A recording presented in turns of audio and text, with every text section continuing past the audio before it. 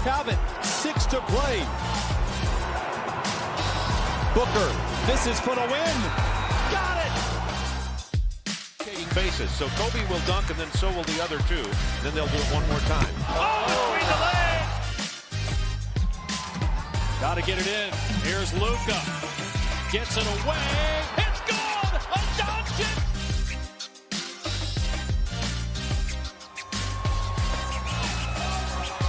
And the brilliance of the young man from Athens. This is the end of an unbelievable era. Well, first, thanks very much.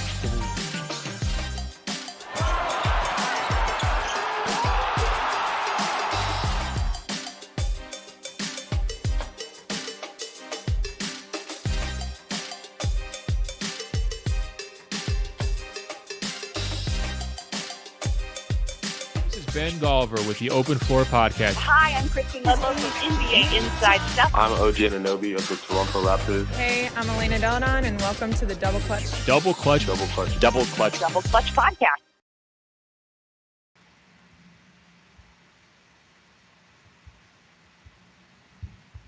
Hello and welcome to the Double Clutch podcast. I am one of your regular hosts, Nick Whitfield, and I'm joined by Kirk Killick making the magic happen. Hello to you, Kirk. Look who it is, everyone. It's only me. And I do have a guest today, but I will get to him later. First of all, I want to jump straight into Around the Association.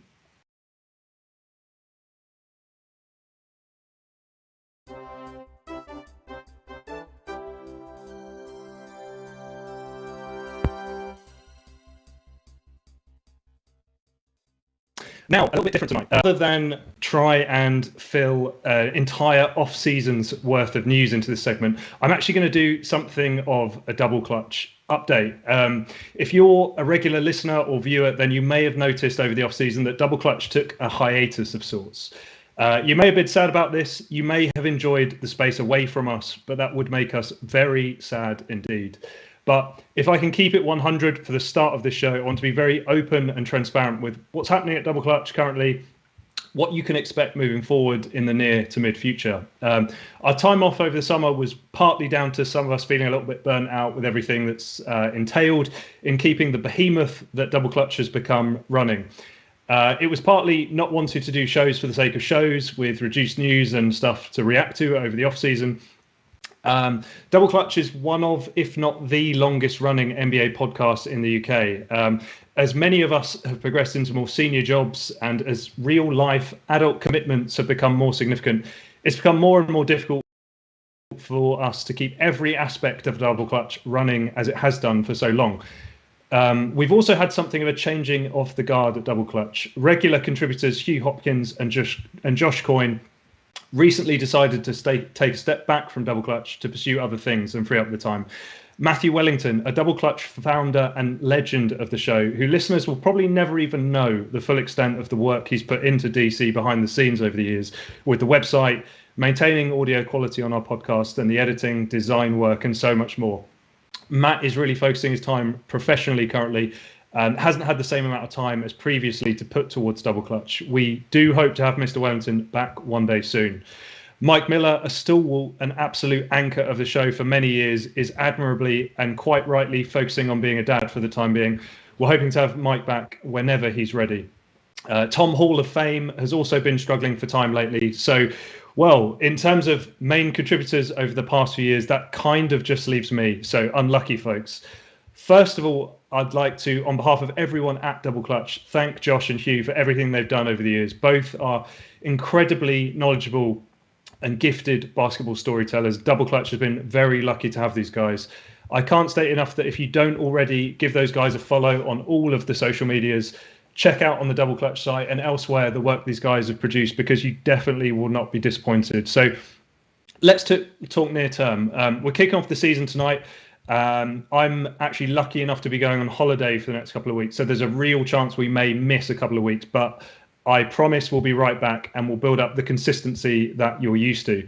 I'd also love to get more of the UK basketball community directly involved in Double Clutch. I love to hear the stories about how people get into the game, how they find their favorite teams, their personal connections to the game. So if you feel like you'd like to be a guest on the show and have a chat with me, or maybe even be a bigger part of Double Clutch, we'd love to hear from you. And if you're watching live rather than listening to audio after the fact and you saw the start, you may have noticed I'm seemingly sat here about to talk to myself for an hour.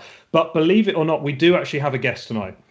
We discovered last minute he doesn't have a camera. So unfortunately, it is literally just my face you're going to stare at. Although Kirk is slightly larger now with the new set. I'm to welcome the most notorious fantasy basketball coach to have ever graced the Double Clutch NBA Fantasy League.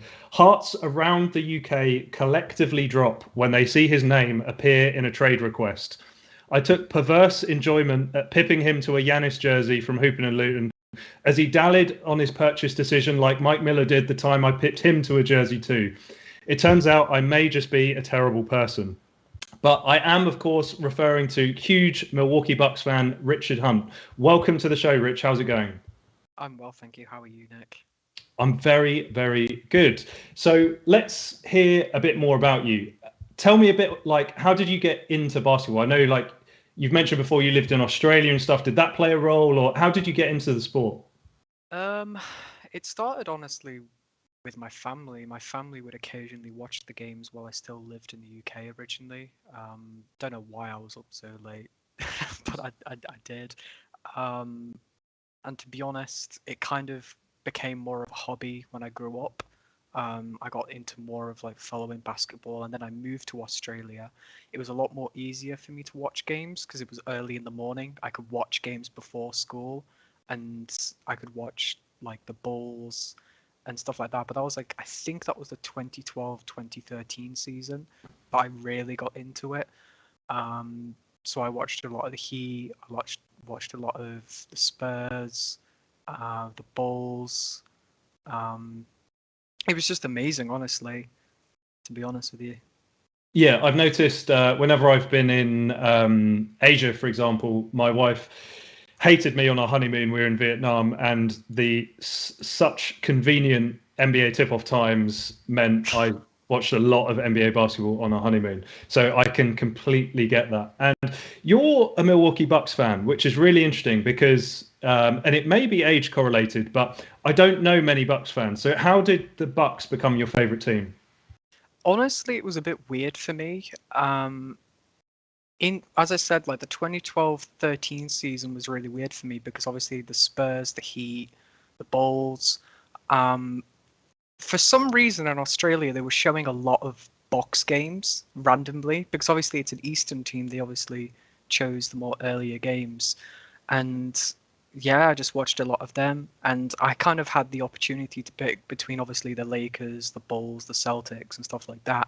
But I don't know, like something inside me kind of wanted to choose a team that was a little bit smaller, like watch the growth of that team over the years. And, you know, it's nice to be able to watch a team for almost like 9 years and eventually win a title as well. It's incredible. It's such a yeah, I can imagine. I mean, pre-Giannis, obviously they had the roster I always talk about because I loved it so much with Glenn Robertson and Ray Allen and those guys back in the day. But between Giannis and that team, there was a real kind of it was impossible to imagine the Bucks winning a championship pretty much. So yeah, it's incredible when a franchise like that is able to win. Were there any players when you were first getting into the Bucks that like were your favorite players at that point? Monte Ellis. Easy. He was amazing. In that 2012-13 season, he was I think he was the point leader for the team. I might be wrong, but yeah, he was just a great player. One of my favorite players on 2K as well. I still use him to this day, occasionally. I think one of the best things you can say about Monte Ellis, to his credit, is there was a real genuine time where the Warriors weren't sure if they should build around him or Steph Curry. So he made scoring look easy. I love that guy. Definitely. So let's get into last season in particular. One of the reasons I wanted to get you on the show is, well, I mean, we've already mentioned it. The Bucks won a championship last season. Can you talk a little bit about like what that experience as a Bucks fan was like, going from obviously, with Giannis having blossomed into either the best or like very near to being the best players in the NBA, the franchise actually building a team around him. And when did you really think, at what stage of the season did you think, do you know what, we actually really might win in the season? Never. Really? Honestly, I never. It was such a weird, because last season even after beating that in that Nets series. The thing is, I feel like we were a little bit shaky against Atlanta. Atlanta was such a force coming up against Philly. They demolished Philly. Simmons was a laughing stock, who obviously was one of the best big point guards in the league. They beat the Knicks convincingly. It was a weird feeling for me, and I felt like we won the Nets game just by luck. Going into the Atlanta series was such a weird feeling for me. And then I knew that we were coming up against the Suns, who would, come beating the Lakers in the first round, beat LeBron's first round record. And it was insane. It was such a weird season. And it started off with Giannis not signing the contract as well, which was terrifying for me. And then obviously we signed Drew Holiday, which obviously changed everything, and the team just gelled. And yeah, it was so nice to beat the Suns in the finals. To be honest, I didn't feel like it was real. It was so weird, so weird. And looking at how the Bucks have started this season, you've got Brook Lopez struggling with a back injury, hasn't really contributed very much. DiVincenzo, a key contributor, again struggling. There's some real key players missing, and yet it feels like the Bucks haven't really missed a trick since winning the championship. They've just been on a roll. So, do you think the Bucks are the favourites this season? No, I don't think we are. I think Brooklyn will always be the favourites just because of that team. It's just so deep. They just, as much kind of a slow start they had so far, we beat them, not convincingly, but I just feel like people like Patty Mills, if Patty Mills eventually starts, I feel like that team could be insane just from how good he's shooting the basketball at the moment as well. KD is proving that he's still the best basketballer on the planet. Harden obviously is getting used to the new foul rule as well, and he's got a limit on his points as well. I think he's now averaging more like 20 points a game rather than maybe around 30. But yeah, I just feel like the Nets are just another level over the Bucks. But I don't know, maybe that Bucks culture will push it over again for us, and it's just, yeah. Mike Miller in the chat, don't want to overstep the mark though, like KD, after calling out Matt Hardy, UK Nets fan, who I know was in the stream at the start. Is he still there? I think so. But who also is, I'm sure, delighted to hear you saying the Nets are probably the favourites in your opinion. So I mentioned that the Bucks are still rolling, and who do you think are the kind of undersung heroes in this team outside of, like, obviously we know Middleton, we know Holiday, they were huge parts of last season. Is there anyone this season that's caught your eye who you think may play a big role in the Bucks' success this season that maybe people aren't talking about? There's two. Jordan Nwora has really been impressive so far. He's got some really good blocks in the past few games. I think yesterday he got a really good chase down block. And yeah, I think he got 2 against Brooklyn, and he's showing to be a really good defensive player. Grayson Allen as well is starting to get a little bit more of a groove as well, and he's starting to shoot the 3, and I think he's making a really good example of maybe becoming a starter over Dante DiVincenzo eventually as well. I was actually going to say that as well. I think Allen has been a really good addition to the team, and he's actually the reason you haven't missed DiVincenzo is largely because both him and Pat Connaughton, I think, have kind of filled that void completely almost. Yeah, definitely. I feel like he's better shooter as well than Dante, and I think that's something that we really missed. And obviously, not relying on Chris and Drew and Bobby and Brock is obviously really good, and having a designated shooter is a nice thing. So, Jordan Nwora, I am delighted. I'm delirious to see him playing this well because I am too. I have been writing his name furiously into our Discord, which if you're not a member of, and you're listening to this, you should join, about how I've seen him play for Nigeria so many times and how good he is. And all he needed was an opportunity, and he's actually getting that opportunity this season. So he can really shoot the ball as well. So he's a really, he adds a lot of depth, I think, to the Bucks. Definitely, I agree. He's just going to improve as well, especially with the more minutes he gets. I think he's averaging like 20 minutes a game, which he completely deserves right now. And okay, let's move away from the Bucks. There was a super controversial topic that emerged a couple of weeks ago. The NBA, to celebrate its 75th anniversary, announced a list of the NBA's greatest 75 players. Now, at no point do they define what greatness means. And very strangely, if you looked at who was who the voting panel was for this list, many of the players eligible to be on this list were actually voting for the players who made up this list. So right from the outset, there was quite a lot wrong with this move from the NBA. But anyway, I think it served its purpose. It caused a lot of debate, and everyone was furious their favorite didn't make it, or someone made it who shouldn't, and all that sort of stuff. So what was your reaction when you saw the list? Firstly, I really do like the idea of the NBA 75. I think it's a cool way to celebrate the league in such a grand scale. But obviously, there was going to be a situation where people were going to be snubbed. And a lot of great players got snubbed. Like, just to mention, I have a list of people who got snubbed who probably should have made the team. So obviously, Kyrie Irving, Dwight Howard, Tony Parker, Manu Ginobili, Alex English, Klay Thompson, Pau Gasol, and T-Mac all didn't make the list. Obviously, there's arguments for all of them for not making it, but I feel like at least maybe Tony Parker or Manu Ginobili should have at least been in the 75, to be honest with you.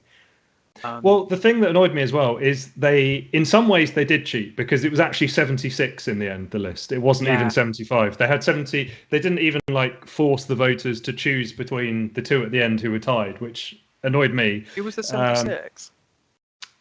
I'm not sure they revealed the order of it. Maybe they did and I just didn't see it. But two players were tied to make it as the 75th based on the votes, and so they just put 76 in. So that was pretty annoying, as in you may as well put all of the deserving players in. Exactly. Then if it's not actually going to be the number, then it may as well be 100 players. But if you're watching along, thank you, Kirk. He's put the list up there, and let's pick apart the guys who you said should have made the list, in your opinion, or at least should have been heavily considered. And let's break it down a little bit. Who did you say? I said Kyrie Irving first. Okay, what is your thinking on Kyrie Irving? I'm not disagreeing with you. I'm just curious what your thinking is. Personally, I think Kyrie Irving is a generational talent. I feel like he's an example basketball player at times, and as much shit as he gets, he deserves to be on a list like this just from his ability. He won the Cleveland Cavaliers their first title in a long time, and I just feel like, I don't know, it was just so weird not seeing Kyrie on that list, but seeing someone this is really hitting it myself here, but seeing Giannis on the list, he's just won his first title, and yes, I do think Giannis is one of the best players of all time, but does he deserve to be in the top 75 of all time, even though he's literally not even really in his prime yet, and he's just won his first title? I think the biggest comparison for Giannis being on this is in '96 when they did the 50 greatest players for the 50th anniversary, and Shaquille O'Neal made it, who it was very early in his career at that point, and they projected forward to say, okay, there's no doubt this guy should be in this list. And I think that's what they've done with Giannis there. But yeah, I do agree with you on Kyrie. He's one of the all-time greatest ball handlers, one of the all-time greatest finishers around the rim for a small guy in terms of his the layup package he has and the creativity, and he's a career 40% 3-point shooter as well. It's like the guy. There's no way you can tell me in terms. Again, this comes back to they're not defining what greatness really means, because there's no way on earth you could tell me Kyrie Irving is not one of the most 75 most talented basketball players of all time. So yeah, totally agree with Kyrie. Who is next on your list? Dwight Howard. Dwight Howard is a controversial one, and he has one of the weirdest NBA careers of all time in terms of if his career had he joined the NBA 6 or 7 years earlier, and he was in the prime era of the center as his whole career, then Dwight's name is probably talked about very differently. Yeah, I agree. It's a very weird one. Obviously, he won his first title with the Lakers near the end of his career, but he's how many DPOIs did he win? 3 or something like that? Was it 3 DPOIs? I think it's 3, yeah. Yeah. Did he win an MVP as well? No. No. I don't know. I just think he deserves it. He's one of the best defensive centers of all time. There was a long stretch in the NBA where he was unquestionably the best center in the league, and I mean he beat LeBron James in a playoff series as the best player on his team. He was a big part of the Orlando Magic team that went to the finals, was a big part of inspiring small ball around. So basically only having one big guy on the team and surrounding him in shooters with Turkoglu, Rashard Lewis, Jameer Nelson, and all of those guys on that Orlando team. Redick was there. So yeah, and it's hard to think that there's a lot of recency bias in this, both in some of the inclusions, but in Dwight's case, in the exclusion, because there's also personally, I think that, and again, I'm heavily biased and skewed by the fact that the people from the earlier period of the NBA, I didn't actually watch play, but there's no doubt in my mind that if you picked up prime Dwight Howard and you put him in 1960s NBA, they would have said, "Oh my God, this guy is not a human being." Yeah, they're going to probably call him the second coming of Bill Russell, probably. Exactly. So that has to count for something in my mind. So yeah, no arguments with me on Dwight. Yeah, I agree. Definitely. Who was next on your list? I'm going to put these two together because obviously they made an absolute dynasty together. Tony Parker and Manu Ginobili. Yeah, and I completely agree. And I'm going to come back to this topic where some people's inclusion or exclusion, I feel was heavily based on almost like a kind of luck, where they ended up being on a team where, in Manu's case, he was perfectly happy to be the super professional, be the sixth man for those teams a lot of times, and not put up the kind of numbers he was more than capable of as a player had he played for a non-Popovich team that also had all those other great players on it. But the thing, people will point to their international credentials as well. And the NBA being such a global league where the role of Tony Parker and Manu in their respective countries, inspiring players thinking that their NBA dreams can become a reality, cannot be understated, I don't think. And yeah, both those guys, in my book, should have made it. Definitely, I agree. 100%. Who's next? Alex English. Go on. He's kind of an icon for the Denver Nuggets as well. I don't know that much about Alex English, to be perfectly honest with you, but he's obviously one of those names that are compared to people like Carmelo. And yeah, when you think of early Denver Nuggets, you think of Dan Issel, you think of Camby, you think of Alex English. So I feel like, again, maybe this is a not very good way to look at it, but he is probably one of the most famous Denver Nugget players to ever play for the organization. Yeah, I get it. I can't get fired up about the guys I didn't actually watch play. So you'll get no fiery arguing for him from me. Who's next? Klay Thompson. Go on. He was the Robin to Stephen Curry's Batman. He has the record for the most three-pointers in a game ever. He made just a dynasty in the Bay Area, and he's probably one of the most iconic. Well, he's easily one of the best three-point shooters of all time. If people like Reggie Miller has made the list, him being a massive, iconic three-point shooter from his era, never won a title. Always lost to MJ. Why can't Klay Thompson get in the list for winning? How many titles has he won with the Warriors? What, 4? Was it 5? I don't think it's 5. I think it's 4. Yeah. The other thing I'll say about Klay is he is the. It sounds like a not how I mean it necessarily, but the 3-and-D player is for the past 15 years in the NBA is something that all teams want. It's like a template of a player basically that is ideal because it can fit around any other kind of star. If you've got a star big man, 3-and-D player, awesome. If you've got a point guard who's incredible, 3-and-D, amazing. And Klay Thompson is literally the best player I've ever seen who could also be described as 3-and-D. And the fact he could literally be picked up and planted on any other NBA team and just be just as incredible, because the guy can score 30 points in a quarter with barely bouncing the basketball.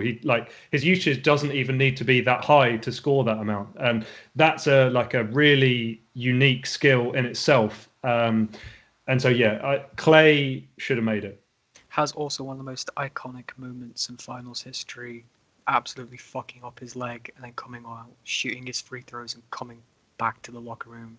I just think he's one of the best three. I don't know. I love Klay Thompson, if you couldn't tell. Okay, just get far away with who else you had on your list. Pau Gasol and Tracy McGrady. Okay, no arguments from me on either of those guys. Tracy McGrady, if you didn't watch prime Tracy McGrady play, I am not lying when I tell you he was offensively better than Kobe Bryant for a number of seasons. And people may disagree with me there, but I watched it and that's what I think. And he is one of the most unstoppable offensive players in his prime, I think, has ever played in the NBA. So it's nuts he's not on there. No. Next. Let's get to the more controversial bit. We're saying these guys should have made it, but that means some of the players on this list shouldn't be on there. And did anyone stand out to you as players who shouldn't be on there, or that?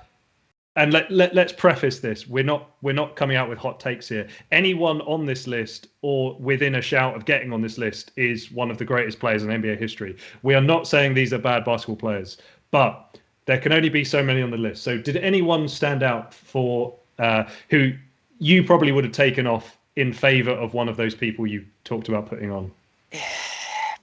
This is the difficult part. To be honest with you, I don't think I would be able to, because all of them are just so iconic. Let me jump in then. Let me help you with this. So, mainly because Mike Miller is in the Twitch, I'm going to say Michael Jordan. Obviously, that's a joke. Here's one. And actually, no, I'm going to pair two players here where I think if they played for different teams, they wouldn't be on this list. And again, I'm going to repeat my preface for this segment. I'm not saying these are bad players.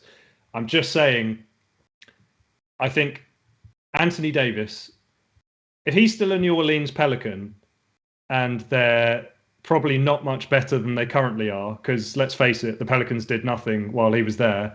There is not a single chance he is on this list. And does it mean he's a great player because he changed team and played with LeBron James? I'm not. I see what you mean. Yeah. That's why he stood out to me when I looked down the list. And similarly, and this is a bit more controversial, James Worthy, for similar reasons, where unbelievable transition player, one of UNC's greatest ever college basketball players. But if he wasn't a Showtime Laker and he didn't get all of those runs to the finals, and let's face it, he was the third banana there. He is one also where I think may be perceived a little bit differently. Not that he would be thought of as a worse player necessarily. He just may not have made this list. And one more that stood out to me when I looked at it is Mr. Bill Walton, who he had a very short peak where he was absolutely unstoppable. But he didn't play that many games in the NBA. And the reason I bring up him is, if you're going to allow players who had a very small peak where they were unstoppable, I don't understand why the same logic would not be applied to Derrick Rose, say, or Tracy McGrady, or who also had those kind of like ridiculous peaks. Maybe they didn't win trophies in those seasons, and maybe that's the difference there. But let me put it this way. There was a lot of talk about Jokic being left off this list because it's too early in his career. But let me put it this way. He's 26 years old, and in probably 10 games' time, by the time people listen to this, if they're not listening to it live, so it's currently 11 games, he will have played more regular season NBA games than Bill Walton. So, and I think that has to count for something. Definitely. So, again, not to say Bill Walton wasn't like absolutely ridiculous in the few years he was healthy and in his prime, but the fact he played so little basketball overall has to count for something in my mind. So anyway, that is my controversial. If I was to remove people in favor of other players, that's what I would have done. Okay, let's move on. This season, I asked you to talk about 3 teams that have stood out to you for them being interesting in some way, as in like maybe they're better than you expected, maybe they're worse, or maybe you just spotted something that you're going to be watching coming up. Harry Harrison is going to love me for saying this, but the Minnesota Timberwolves. Okay, what is it about the Timberwolves that's caught your eye?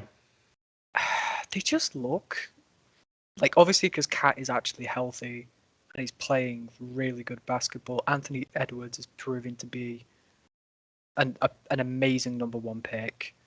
They are beating like really good teams as well, and I feel like, because I think we have the Timberwolves tonight again. Well, it's Bucks versus Timberwolves tonight, and I am genuinely quite interested to see how that game goes, because I feel like they could be a sneaky playing team this year, definitely. If they keep going, they keep kind of keeping that flow, the offense is continuing to look nice. I don't know. I think they can be a really sleeper pick for the playing team this year, definitely. And I'm going to repeat a story I always repeat because I find it incredibly interesting, and I'm curious to see how this unfolds. In that, Chris Finch, the Minnesota Timberwolves coach, he was actually a BBL coach, and at the same time as Nick Nurse. And generally, Chris Finch was considered the better of the 2 coaches. Nick Nurse was probably the better recruiter in that time, in that he got better kind of US talent coming into his teams. But Chris Finch was actually considered the superior coach. So they potentially have a real special coach in Minnesota as well. So yeah, I can see that. Who was your next pick? The Charlotte Hornets.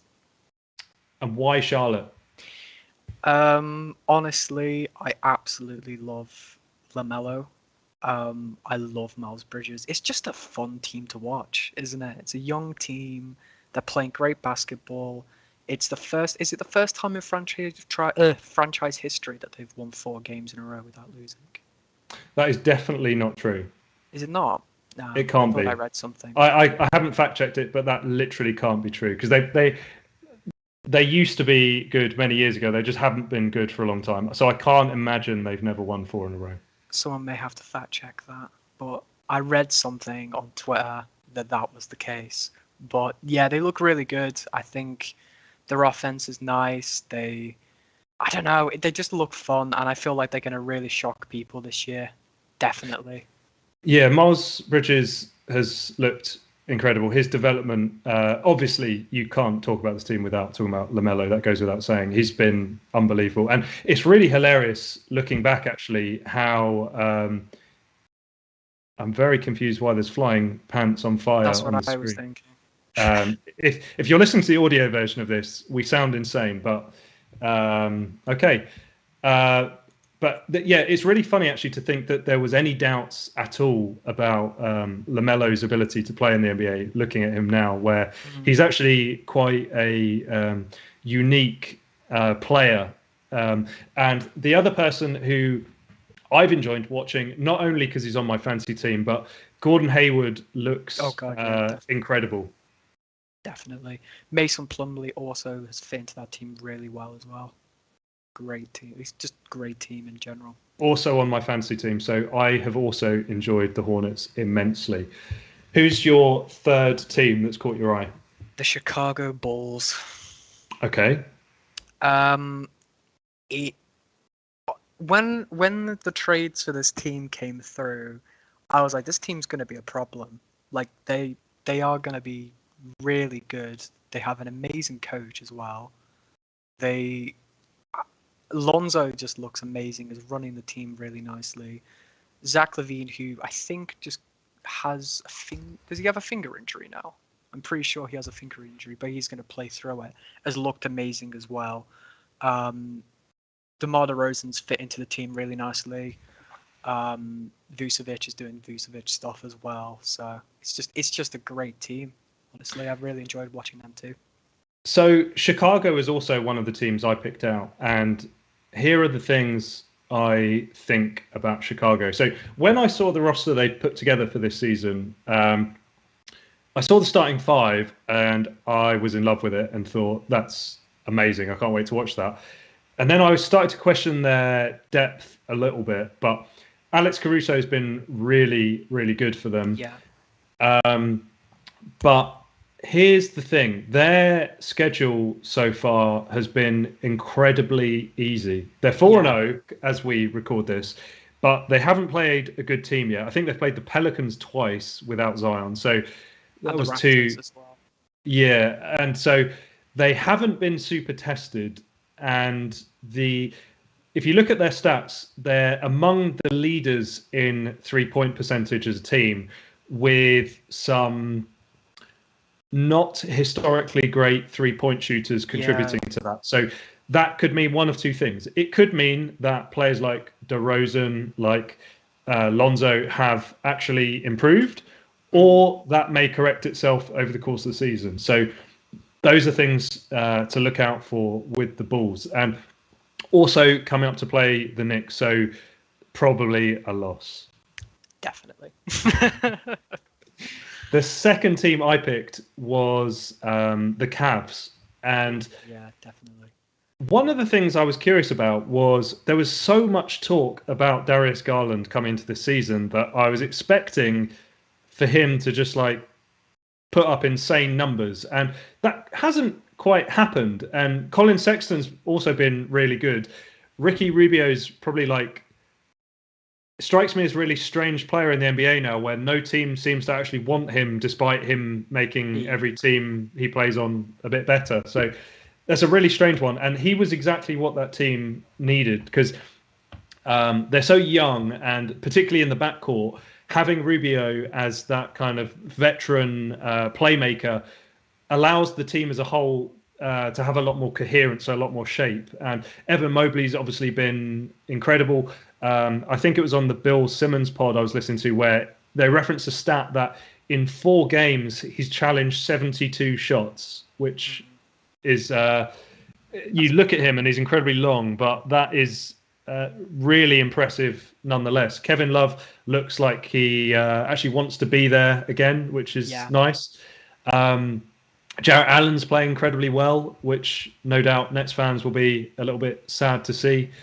But yeah, the Cavs have been super fun to watch, and they are one of my guilty pleasures as I'm scrolling through League Pass, and I genuinely look forward to watching their games. The third team, and I'm going to be a bit more ambivalent about this team, but it's a bit of a train wreck, and I don't know what to make of it. Where OKC, they have so many draft picks. I don't get it though. We've seen the kind of we've seen Philadelphia when they did the process. They got Embiid, they got Simmons, and has it worked? A qualified yes. They're kind of a contender, but they took some bumps along the way. Simmons currently is a bit up in the air as to whether he was worth all that tanking for. And yet OKC are kind of doing the same thing right now. And one of the reasons I don't quite get it is, and being a Knicks fan, what I am overly familiar with is even in like one of the major basketball markets, if you get a reputation among players as somewhere where you're going to lose, as somewhere where if you're Shai Gilgeous-Alexander currently, you end up essentially like wasting years of your career. That stuff lasts a long time, and that kind of like PR among players and that brand building as a team, as a franchise, it can take a long time to get over. And so what are Oklahoma doing? Are they going to condense these like ridiculous number of draft picks they have into actual assets? Are they going to try and be a functional basketball team? Because right now they have a lot of like high ceiling, low floor guys, but I just don't get what I'm looking at when I watch that team. Yeah. I really like Josh Giddey, to be honest. He looked really good. And I agree with you about Shai. He had a really slow start as well. I have him on my fantasy team, and he played really well yesterday because I think they were against the Warriors. But the issue with that is, I don't know, I feel like he deserves to be on a better team, to be perfectly honest with you. Definitely. And I'm hoping they trade him for draft picks just for the lols. Yes, definitely. Okay, let's move on. I asked you to do the same thing with 3 players that have caught your eye for any reason this season so far. Stephen Curry. He's pretty good. He is very good. He is. Anything more on that? He's probably the best player in the league right now, other than KD. Yeah, I think it's a little bit disrespectful. The thing I hear most commonly currently is like whichever way around you put them, Giannis and KD are kind of 1A, 1B subjectively, but it is a little bit disrespectful to leave Curry out of that conversation, in my opinion, just because the guy is nuts. We've never seen a player like that. He makes everyone around him better. You have to guard him from the time he crosses half court. And he's one of the most fun players to watch in the NBA. So I don't know what else to say about Steph Curry. I think he's a generational talent, and he will go down as one of the greatest players of all time. I think he will go down as the best point guard of all time.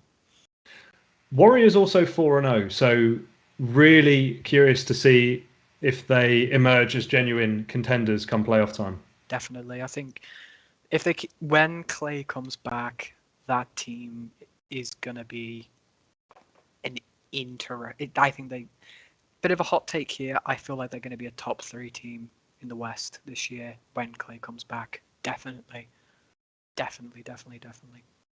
My only critique with the Warriors is fantasy related, where I completely overreacted to first game and dropped no one in particular. I think it may have been Kenyon Martin Jr., who has done nothing this year.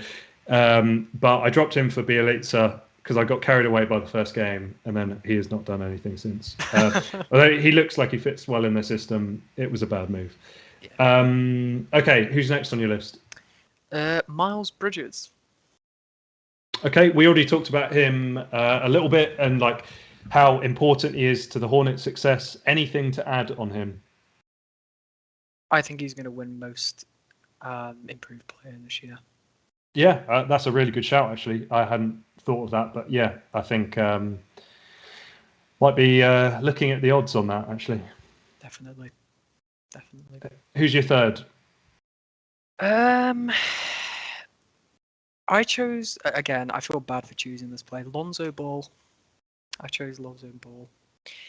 Again, I've watched a lot of the Bulls this season, and he just looks improved. I feel like he's still got that playmaking, but he's improving the three. He's improving defensively. He's molded to the team very well. He's obviously, I don't know. I just really like Lonzo this year. Again, I feel like he could be a most improved player in that conversation as well. I also wanted to shout out Julius Randle as well, because he's also really improved as well. Really liking Julius Randle. Yeah, he, as a playmaking forward, the fact that the Knicks are so deep this season really helps him, because he's never in lineups where the only thing he has is like static shooters around him. He actually has people who can dribble and create. So that's really helped him and opened his game up, I think, quite a lot. Okay, my list of 3 players were, the first is Ja Morant, because that guy for a long time has been unmissable to watch. And this season, so far, he's averaging 35 points per game, which is nuts already. And likely, we have to assume he's not going to keep that pace up. But yeah, it's been a bit like, I saw a comment from Paul George saying that he guarded prime Derrick Rose in his first year in the NBA, and that's who Ja reminds him of. And that's, for a guy who won MVP that season, obviously with Rose, that's very high praise from a very good defender in Paul George as well. So yeah, and he not only scores 35 points a game, but the most exciting 35 points a game you'll likely see from a player. My second player is Paul George, who I already mentioned, but he, in the absence of Kawhi this season, I was looking at his stats this morning, and they are eerily similar to the season that he personally referenced as his MVP season, despite not actually winning the MVP that season. But he was in the running for the award that year, and his stats this season so far are very, very similar to that. So if he keeps that up, again, it wouldn't be a surprise if he was at least in the conversation by the end of the season. And if the Clippers are obviously looking like they're going to be a playoff team and a threat in the playoffs. So Paul George was my second, and my third, and I'm incredibly curious to see how this guy plays out the rest of this season, if the team tries to like jump and sell high on this guy, and that is Harrison Barnes, who you look down the leading scorers in the NBA and you do not expect to see Harrison Barnes there. And yet that's exactly where he is. Let me dig up his stats so far this year, because I try and avoid watching Sacramento games unless it's against the team I enjoy watching. But I watched his first game, and then I've been hooked on Kings games ever since this season. So this season so far, 28.3 points a game, 10.3 rebounds, he's shooting 56% from 3-point line. Wow. This is attempting 9 a game. This is like insane stuff from Harrison Barnes. So the Kings really should try and trade him and sell high on him, because I would be gobsmacked if he kept that up all year. Definitely. I also wanted to shout out DeJounte Murray as well on the Spurs. He's playing incredibly well as well. I think he got it came out. It was a Spurs record for a triple-double, I think, yesterday as well. He's playing really good. Yeah, I agree. And it's one of the few bright spots for the Spurs, who have a very young, very promising team, but going to be a little while before they're a playoff team, probably.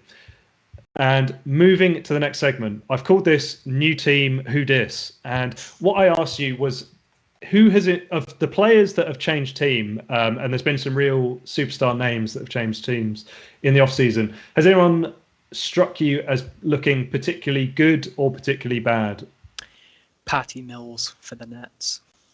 Yeah, just insane. He's acting like he's playing for Australia, was one of the things that one of the commentators said against the Bucks. And yeah, he's melded to the team really well. And he on a record. He had the joint most threes in a row in Nets history or something like that. Was that wow. record? Yeah. Insane. I didn't see that. Impressive. Yeah. I also had Patty Mills, and his is not only because of his own play, but the obvious absence of Kyrie Irving this season so far makes his acquisition look all the more crucial for that team. I also we talked about two of these players already, so I won't go into great detail, but Lonzo Ball, Rubio, and the last one I had on that list was Valanciunas, who has been an absolute monster this season so far. So enjoyed watching him. And moving on to the bad list, did you have anyone who has changed team and just it hasn't quite worked for you yet? Sorry, I just wanted to go back to Patty Mills. I've just looked this up. Mills became the first NBA player to ever shoot a perfect 10 from 10 3-pointers. That is incredible. So, yeah, insane. Unimpressed, I'm going to say Kyle Lowry. Okay. I'm going to get his stats up right now. I looked at them before this.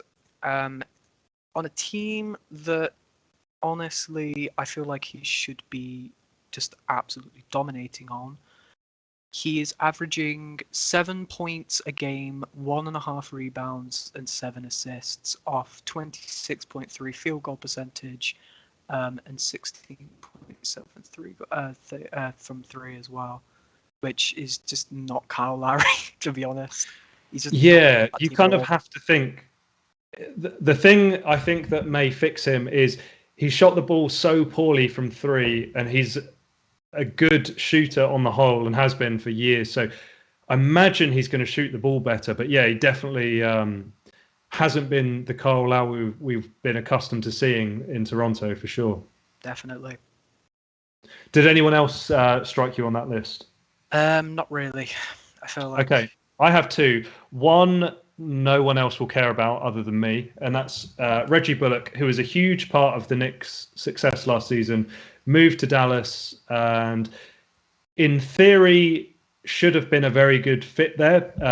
Good defender, good three-point shooter, but so far Jason Kidd has seemed reluctant to really use him very much. There was a comment from a reporter in a press conference as well asking why Bullock had barely played in one of the games. And Kidd very sarcastically replied something along the lines of, I'm very sorry you thought he should have played more. So not the brightest look for Bullock after such a big season for him last year. And the last one, again, is a bit conditional for me, and I think it's an obvious one, is Westbrook. And the reason I'd be worried about Westbrook is in the games he's played with LeBron, and let's be honest, it was quite predictable. They're going to take a long time, or at least a little while, to work out how to play alongside one another. They're both obviously so high usage. Westbrook, he managed it in the end in Houston, playing alongside Harden. By the second half of that season, he was actually looking very efficient and very good. So I wouldn't be surprised if Westbrook works it out, but the actual reality of what we've seen so far is Westbrook explodes and goes crazy in games that LeBron is not present in, and looks like a shadow of who he should be in games where LeBron is there. So as of right now, not a great look for Westbrook, but that TBC on that one. TBC indeed. I think okay.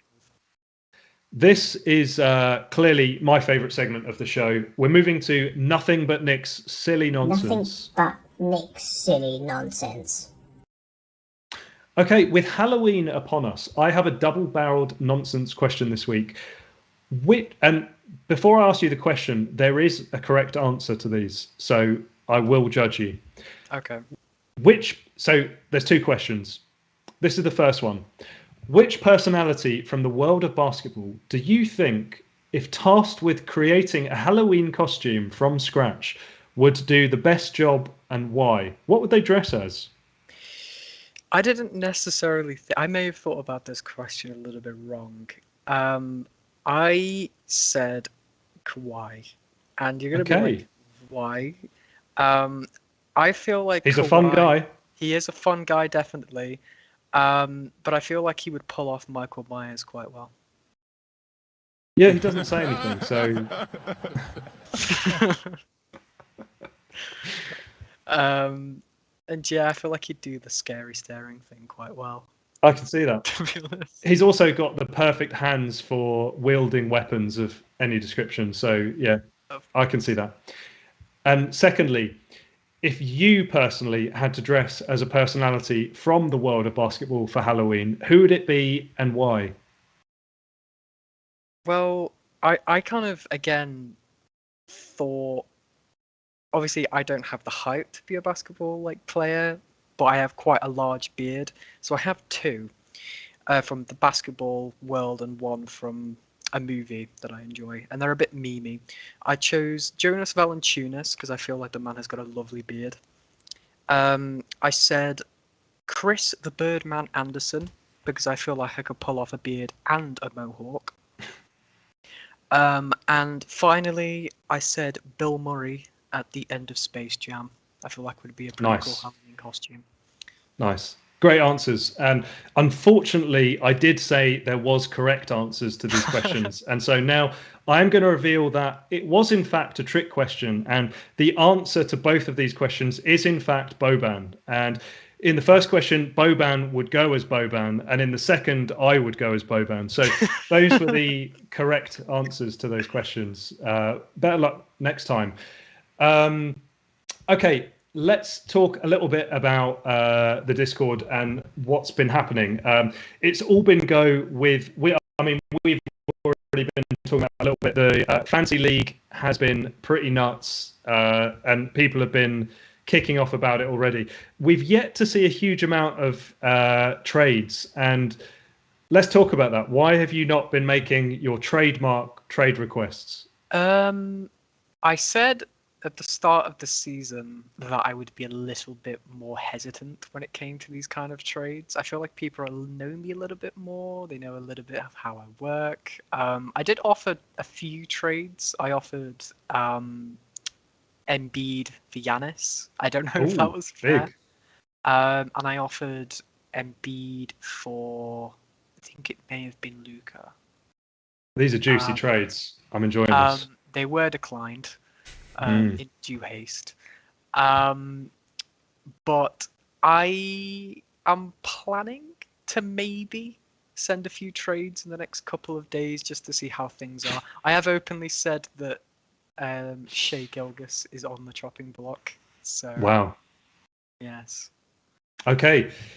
Another conversation point in Discord was we were looking at the all-time NBA scorers, and it was brought to everyone's attention that 7 out of the 10 have played for the Lakers at some point in their career, and just kind of how that demonstrated that the Lakers have just had kind of unparalleled access to the best players in the league for most of the franchise's history, and that's why everyone outside of Lakers fans does not describe themselves as particularly fond of the Lakers. We did have a question this week, and it was from Matt Hardy, aka UK Nets fans, who asked us, outside of Kevin Durant and Harden, who will be the Nets' next most important player if they want to win the chip? And I am excluding Kyrie Irving from being the answer here in his some sort of potential change in the New York laws or him getting vaccinated. So any other Nets player? I will tell you now, it will not be Nick Claxton. It will definitely be Patty Mills. I think Mills is the obvious answer, so I'm not going to go with it. I'm going to go with LaMarcus Aldridge, who I actually jumped in Matt Hardy's Twitter. What do you even call them? The audio things in Twitter. I forget what they're called. It's not. Well, obviously Instagram Live is. Yeah, you know what I mean. Anyway, I jumped in his yesterday and I was saying how I think LaMarcus Aldridge might have a role to play. Just in his game is kind of designed for the playoffs, where he can create offense just by dumping it into him in the post. And Blake Griffin has looked a little bit ropey compared to what we saw from him in the playoffs last season. So him and Millsap providing that extra depth in the front court. Both of them are going to be important, but I'll say LaMarcus Aldridge. I'm wary we're a little bit over time, so let's get through this quickly. Games of the week to watch. We had to pick two or one each game that we're excited to watch this year. I normally try and avoid picking Knicks games, but I picked a Knicks game this week just because it's against the previously discussed undefeated Bulls, and it's going to be a good test for both teams who are sitting in the upper places of the Eastern Conference as though it's the 90s with the Knicks and the Bulls looking that good in the Eastern Conference. So that's on Thursday the 28th, 1 a.m. What game did you go for? I went for the Timberwolves at the Bucks tonight. Mentioned that I was really into the Timberwolves and obviously Bucks fan. And obviously just for anyone listening to the audio version of this, tonight is Wednesday the 27th, so likely already happened by the time you listen to this. Yes, and also it's the meme of myself and Harry both supporting the teams as well. So, and the early weekend tip, I always try and make an effort to watch these games on the Sunday where they have the early tip off, because it is delightful not to feel excruciatingly tired at the end of it. And so what I'm trying to introduce to the show is just a very quick preview of. So this week it's the Kings at the Mavs playing 8:30 p.m. UK time on Sunday. And for me, I kind of already talked about it a little bit. It is the Harrison Barnes show. Will it continue? That's what I'm watching for. Anything you're watching for in that game? The Luka show. The Luke show, probably a bit more consistent. But yeah, I'm rooting for Harrison in this one. Okay, and with that, we come to the end of the show. Thank you to new Discord joinees this week. Dwarf_Jeebus, great name. Tyler, aka Brooklyn Nets London. A new follower on Twitch, Too Frosty, thank you. And you can find us at Double Clutch UK on all of the socials. Do get involved on Discord. It's a fun community where you just get to talk hoops all the time. Thank you to Kirk, as always, for making the magic happen on this show. New set, new intro, everything looked perfect. Thank you so much. And as I mentioned, we may miss a couple of weeks now while I'm on holiday, but do not be alarmed. We will be back and we will be consistent as possible. So thank you, everyone, and goodbye. See you.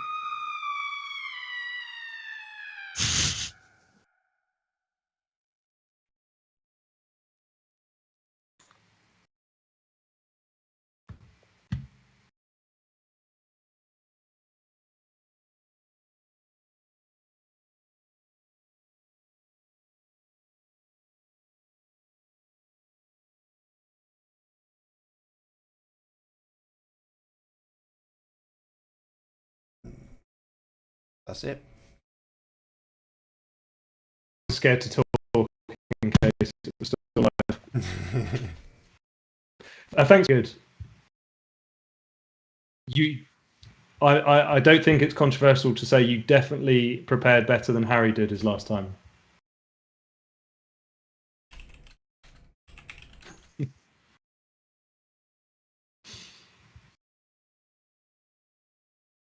Cool. I mean,